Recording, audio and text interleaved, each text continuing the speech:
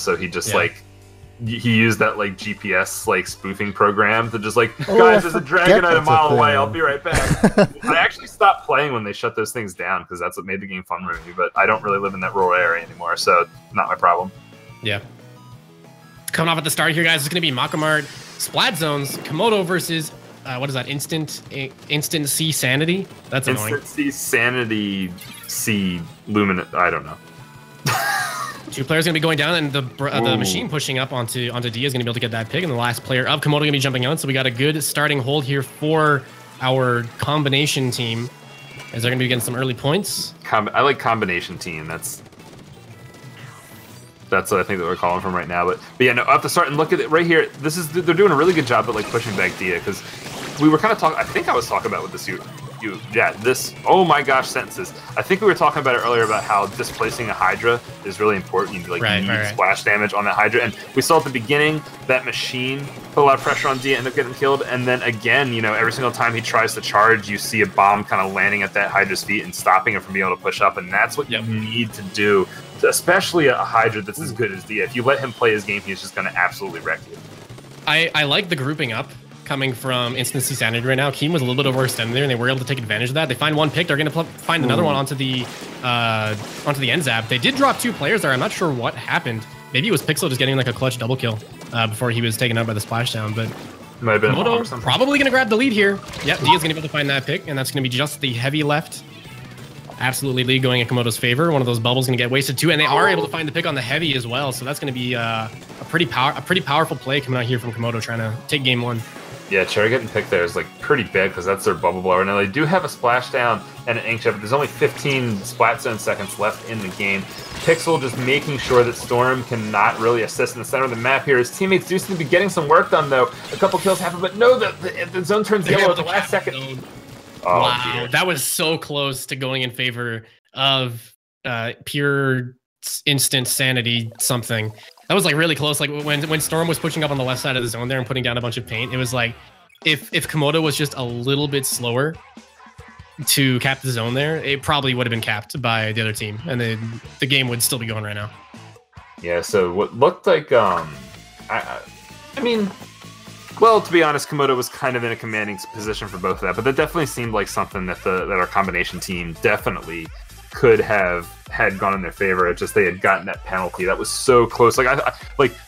Basically, I was prepared to be like, and they get the cap, but it just didn't happen. The zone all of a sudden went yellow at the last second there, and sometimes when you're in those situations where you just have to go all in to make sure that you get the zone, you get the penalty, and to give yourself a second chance for a normal retake. If things don't go perfectly, you just kind of lose. But it looks like we are now going to go to Sturgeon Rainmaker, something we haven't seen yet, and this is definitely a pretty interesting game mode before. I mean, I think we saw Sturgeon in the first set, and that was a pretty entertaining match. I think I don't know. I feel like Sturgeon Zones is a good game mode to play, but as far as spectator point of view goes, I really like how Rainmaker plays here more. Right, agreed. And one of the things about Rainmaker on Sturgeon Shipyard is that it's very I want to say it's very similar to Snapper Canal Tower Control, where it's like you can't just win one team fight and win the game. It's like you need to continuously either stagger the enemies and find picks here and there, or you need to win 2, maybe even 3 team fights all back to back if you want to get a knockout. And there's a lot of different strategies and stuff that we can see coming out from teams to try and maybe get some points or sneak a lead here and there. But for the most part, you're not going to be able to win this game without winning team fights. Sometimes you can kind of tell what a team's preferred path of pushing is on Rainmaker just from their team comps, because it's oh, clearly they have these hitboxes and specials. They want to do this. If there's a bunch of Stingrays, they probably want to go left. If there's a lot of Ink Storms and just kind of weapons that are really good for kind of getting the enemy base, they kind of want to take it mid or right. So we'll kind of see there. So we see the Stingray and Tetras, and I think that might have been an Ink Storm. Is that a custom range blaster or a custom blaster? I think that's custom blaster. It's an inkjet. Gotcha. It has main saver, which just made me stop. It's wait a second, what? No way, that's a range blaster, right? But no, we see the see actually 2 auto bombs coming out of the combination team right now, as Komodo is going to win the opening push, getting a kill, getting another kill. Setu basically hunting the last member down, making sure they don't get any kind of clutch stops, as Komodo's going to try. Yep. Really in a good spot there, and that was kind of just like punishing the fact that nobody kind of pushed up into court there. They all committed to the left side, and they didn't put anybody up watching that right side or looking up top snipe. So Cherry was able to get the punish there, and that's going to be no push for Komodo, and it's also special advantage now going in favor of the combination team. Yeah, combination team is definitely going to be able to make a good push happen from this, as long as the Rainmaker doesn't kind of die at an unfortunate moment. We see some Toxic Mistbeam go down. We see a dually fight right here going down in court. Jared actually going to take out Setu, but immediately get cleaned up by Keen. Rainmaker's still in the center of the map here, and after all that's said and done, this is really kind of a non-coincidence situation here. No one really able to push up. There's going to have to be some kind of double kill or something in the next like 30 seconds in order to turn this into a push. Rainmaker's probably going to reset his no. Jared actually going for it. No, that was a little bit of a misplay by Komodo to let that happen there. And I want to say they're not getting many points from it, but they kind of are, as Jared's going to get past the 35 the Bray didn't even get the kill either. It's actually up to Dia to take that one out, and that's not looking good. We have Jake here pushing up on the side. There's two of them right there, right in front of his blaster. He might be able to get it. Pixel's not paying attention. He misses Pixel several times in a row, but Storm pushes up. A lot of members of the combination squad are pushing up here to the right. The Rainmaker's picked up 27 points. This is a very significant lead on this map. Gotta be knockout. Oh, slow and knockout. Yeah, that is. Oh dear. And that was just like a series of unfortunate events. I think for Komodo, it was kind of just like one person from the combination team were able to get into a position that you wouldn't normally expect them to, and then it was just like they get to pick off of it, and that happened like 3 times in a row. And then Komodo just was kind of like, oh well, Plan B didn't work, Plan C didn't work, Plan D didn't work. Oh, we lost. Well, it kind of came down to like, you got the Rainmaker? Yeah. Wait, I thought you said you had the Rainmaker. And everybody's just kind of like, the Rainmaker gets pushed to 27. Like, oh, we have made a mistake. And when we go to Splat Zone Starfish main stage, I definitely want to give the advantage to Komodo here, just because the Hydra is kind of just like... I kind of want to give the advantage to Komodo here because I'm on the team now. Well, okay, I'm trying to get vibes. I'm trying. No, Hydra is Hydra's a pain in the booty here. Yeah, it's kind of like E-Leader. It's like even before Starfish main stage, which changed, a lot of Charger players were actually pulling out E-Leader here, just because it kind of has full control over like the center of the map. It's like as soon as you appear up on top, like you can even if it's just like your face, like you can get headshot from pretty much. The Hydra has like more freedom of where to stand on this map. It does, and I feel like the new design of this map really helps out Hydra, because the old map you kind of had like one kind of like linear, like kind of like straight line that kind of determined it's like you're in your base behind this line and you're in mid in front of this line, and you kind of have to just make that big commitment, and that's not something that a Hydra likes, right? Whereas like on the flip side, now all the places where you go from being in your base to being in mid, depending on where you try to do that proximity to mid is going to be different. So the Hydra definitely has way more opportunities to try and get into a position where he's close enough to mid to do damage, but he's still far enough away to be safe. It's like night and day when it comes to getting in with weapons of that nature. Yeah, definitely. And see, like one of the advantages that the Hydra has is, as you said, it just has so many places that it can set up and do so much. It's kind of like, oh, they're actually running a Hydra too on the other side, and it's kind of just like we have to take a gamble. It's like where do we move? But like where we move, if it's gonna work, is kind of based on where the Hydra's set up. And like it's a Hydra, you're normally not gonna know where it's setting up until it's firing these super long range bullets in your face. Yeah. Well, speaking of Hydra, if you look at the team comps right now, Komodo actually really doesn't have that many lethal bombs at all, whereas all 3 frontliners on the side of the combination squad, they do have those bombs, so we could see that coming into play later when it comes to, you know, if the Hydras end up being the dominant force, are all those explosives from the side of or whatever the whatever the combination squad's name is, if they really displace the Hydra a lot, that could make a big difference for them fighting up Komodo, which they are down 0-2 against. So they really need this win to be able to, you know, stay in basically in top 8.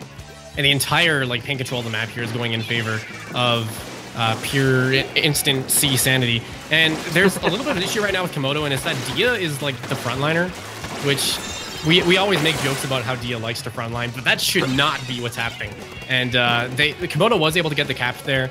And it is going to be Pixel left just trying to battle 2 people. He is actually going to get 1 pick. If he finds the second one, then that's going to be a really good opening. He actually but what if he finds the third? Pixel's going to fall. Another one's going to be jumping in. But this is a really good opening for Komodo to push in. They're going to find the last one. So it was a little bit of a delayed full wipe to capture that zone. And they got control of it now. And this is where it's going to get scary with the Brella and with the Dapple setup, especially with the Storm and the armor ready. Yes. This is going to be where it's going to be scary for instant. There's probably about to be another Storm ready as well. 2 Storms, an armor.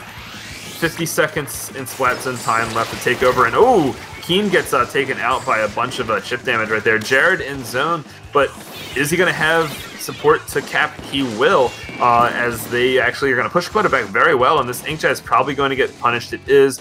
Keen is somewhere realizing that his friends... Oh, no, so he's doing the right thing. He's up on the top part of the top right-hand side of his base, just getting Inkstorm, waiting for his teammates, making sure that this take back is doable, because Komodo is going to need to be careful not to wipe trying to take back. Nice kill by Dia. Pixel going to go ahead and shark up. Armor's going to go off, and this is going to be the part where they're probably... I think they'll be able to take the zone. They should be able to, yeah. There's a nice mine. Oh, they're going to find the pick on the Hydra. That's got to be it. When the Hydra's dead, that's when you start pushing in, and Keen's going to be there. He's going to be able to paint the zone. Dia here trying to do what they can versus the machine. Jared is going to take him out. That's definitely a favorable engagement for the machine there. Oh, yeah. And I mean, again, like the zone going immediately back in favor for instant Seasanity. Every time I need to say that name, I need to like look over to where like the actual stream is so I can see the scoreboard. Yeah. I haven't even tried. They're just combination squad. I mean, combination squad sounds like a really. That sounds sick. I'd make a team with that name. Oh, really? Because I thought that was like trying too hard. No, I'd make that. See, like, I'm okay with trying too hard if it sounds like in that realm of like, it sounds good, but it's also a meme. I'm okay with trying too hard. Definitely sounds like a meme. It's like one of those cool memes. It's like, you think of a name like Extermination, it's like, no, you're trying too hard. Yeah, but Combination Squad sounds good. Yeah, Combination Squad does sound kind of good. It's like, I feel like if you replace the word squad with something, it could be like a little bit funnier.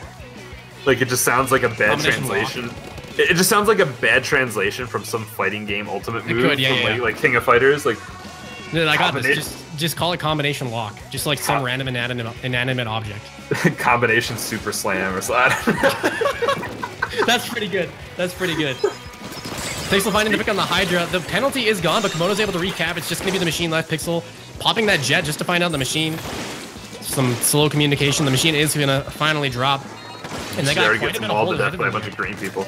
Yeah, and there's not that much penalty left, so this is definitely going to be points on the board for Komodo. The question is, can they bring it down to 14? Right now, combination lock is locked out as one of their frontliners is taken out. Jay is poking his head out. Now, he does have that special, and he is in a position where he can baller up if provided the opportunity. There it is. They got to hold the zone just a little bit longer to get the lead here. The splash shot's going to be coming out too. The combo. They are going to cap it. Just 17 points left. Combination lock with the combination retake. With the combination, bro. That was... Yeah, no, that was like really fun to Eric. see. I saw the combinations and I felt the need to say something. I apologize. The combination commentator. Combining commentary. Jay on the backside though. Oh, Dia is gonna see him. Oh wow, Dia's actually gonna get the nice pick there. I think it might have actually been Pixel or Sector that got that kill, but some really good calls from Dia. Able to watch behind them. This could be the lead. Just 7 seconds left. This is a really good timing to take the lead here. Gonna be no chance at overtime. Jared's gonna be able to get picked off. It's Cherries, yeah, on the left side, but that's gonna be game. Komodo was looking not too strong for most of that game, and then it looks like they were able to just kind of get the good timing on the hold at the end to take the lead. Yeah, that was definitely a match for Komodo. Kind of seemed like they were trying to claw their way out of a bad situation, and they just kind of slowly didn't wipe. Yeah. Out of all of that, and that just ended up winning them. First team fight, you lose 4 people. Second team fight, you lose 3. Then 2, then 1, and then you're good. Then you win. It's like, here's the graph of us not wiping. It's like, here's the flow chart. This is where you didn't follow it. Fix it. Yeah, I mean, well, we can joke about it, but if you can just not wipe for 5 minutes, you have a really good shot at winning. Yeah, and actually, I agree with that. It's like, you could, like you said, you could just be like, oh, just don't die, forehead. But it's like, on on splat zones, like not dying is just so important. Yeah, especially splat zones, because splat zones, like, it is physically easier for like a Rainmaker to just swim up and get a knockout, right? And in the other game modes, maybe also as well, where it's like, you know, if you could just get one push where the objective happens, just gets knocked out. But knockouts happen more often in splat zones, right? So it's just like, it's like while the knockout can happen in something like Rainmaker, it will happen in splat zones, even if it's not as fast. So just not wiping is it's a huge skill. And especially because, like, I mean, I don't want to have to dive into like very basic game mechanics here, but it's like the zone isn't this object that you need to move around the map, right? It's like it doesn't matter where people are on the map. If they've got the zone capped, they're winning the game. Right. So it's like they have 4 people that they can push up and try and hold you out with. So it's like if you die and now it's a 3v4 where they're holding the zone, it's like that's such a huge disadvantage where it's like not overextending and not getting picked early is like absolutely key to retake against any good zones team. Well, I was kind of talking about the no, I have no idea what the rules are for this, but they're playing. Oh, okay. Unless actually no, the game started, so they're playing. Oh dear. Well, I don't think they know that, but but I think that there's something to be said about the kind of the relationship between zones and the other objective modes compared to the relationship. That's fine. This is good. This is good. Look at that. Yeah. Wait, this is really cute. They're winding up. They're winding up the tower. They're driving it forward. They all got caught on the wall. I love how fast Dia moves. He's got like so much run speed. Why are they shooting? Yeah, right? Just keep running. I love this. Carter enhance. Enhance. Enhance. Enhance. That's a good movie. So, like, I'm curious, like, do they not know that they can't replay, or are they just giving up? I think they're just giving up. I mean, well, effectively they're giving up, but I don't know if that's what they... Oh, 1 point. Hey. Let me hit up that match chat just to make sure there's no shenanigans going on here. Rounds 3, Komodo, instant Seasanity. Chat.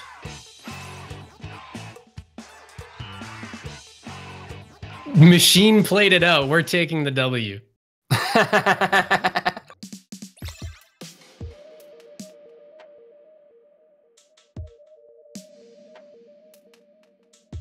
I'm taking a look.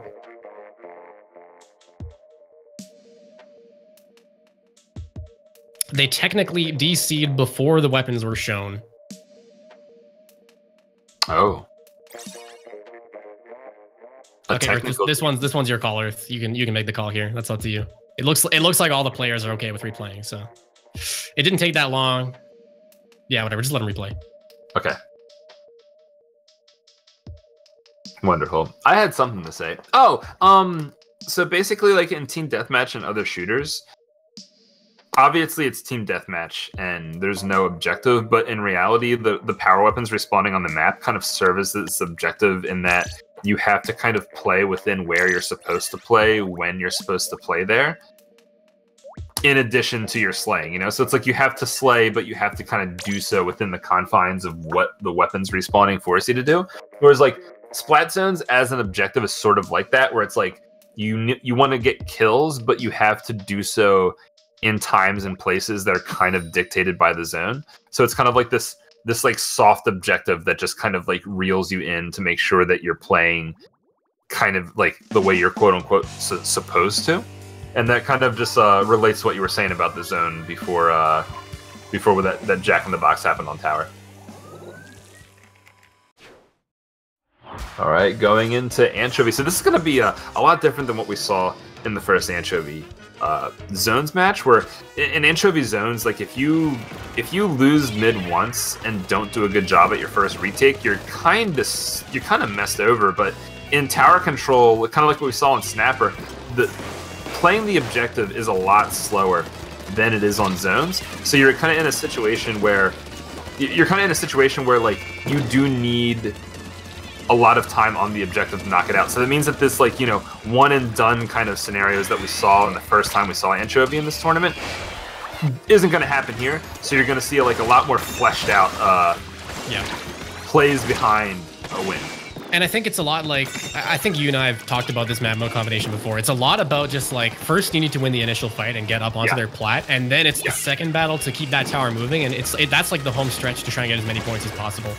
Yeah. You don't normally see knockouts in this game, in this map mode, especially because there's 2 Stingrays in the game right now. Oh, yeah. So it's like, you're probably not going to see a knockout here, but once, like here we have instant Seasanity, which I still have to keep looking up for. They've made it up onto the plat here, but it's like now they got to try and get points. And it's like the Stingray came out, so they're probably not going to get that many. Keen actually did get counter raid, I believe. Yeah, the counter raid looks like it was able to get Keen. They're going to get pushed back here, but for the most part, Komodo was able to halt that push before I did too much damage to the point score meter board thing there. The point score meter, the line at top with numbers and colors. Squares. Didn't do too bad. But yeah, and that's kind of what is to be expected from this map. You know, you're going to see these pushes. They're going to kind of get stopped before, like, you know, I guess like the 60-point mark. I forget exactly where the points and the checkpoints are on this. And you'll just see like a lot of trades and kills. But right now, Jay is just kind of going ham. Getting a quad. Sorry, so this is wipe. This is wipe number 1, right? So Jay's going to get in position to spawn kill. He has that inkjet. We talked about the inkjet before being really good at He's in position forward. He is in position. And that's going to be it. Yeah, you see, like, that's the thing is, like, when there's the Hydra there waiting to defend, like, I think you need to hit the Hydra with the Ray first, and then you use the jet.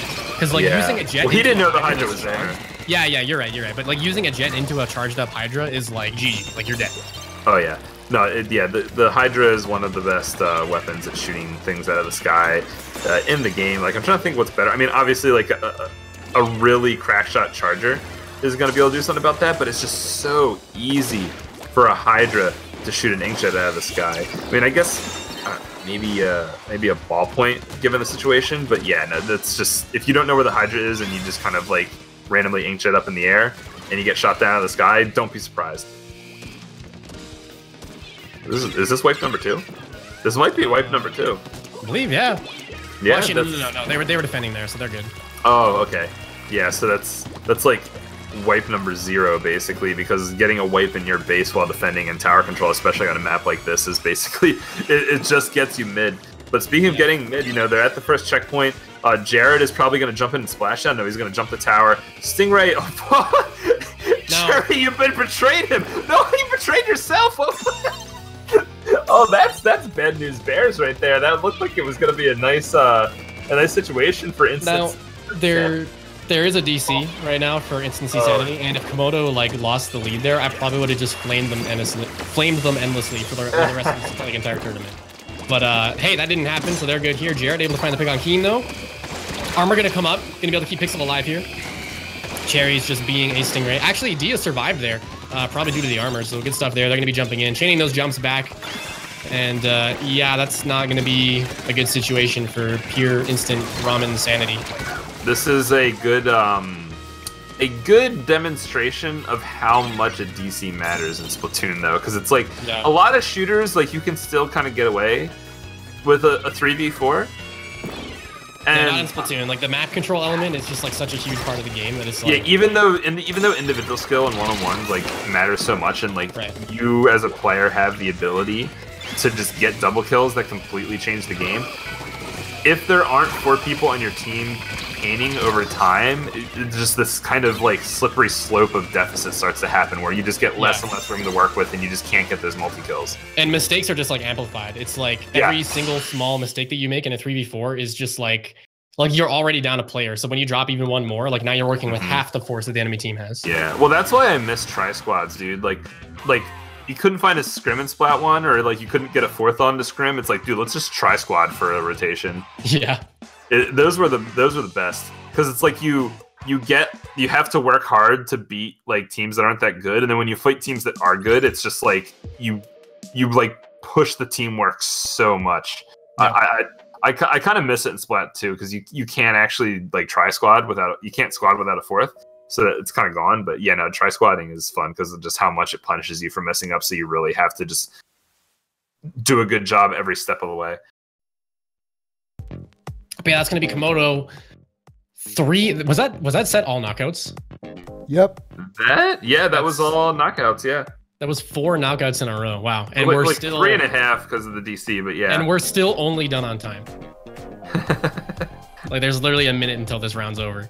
So yeah. Well, I mean, they did kind of redo that one match, and a lot of those games were like knockouts with except for the Rainmaker game. Yeah, that was the Splat Zones game kind of went almost the distance. The Starfish game really went the distance, and then that Anchovy game, we had to restart it. So I guess it's not that bad. I guess. All right.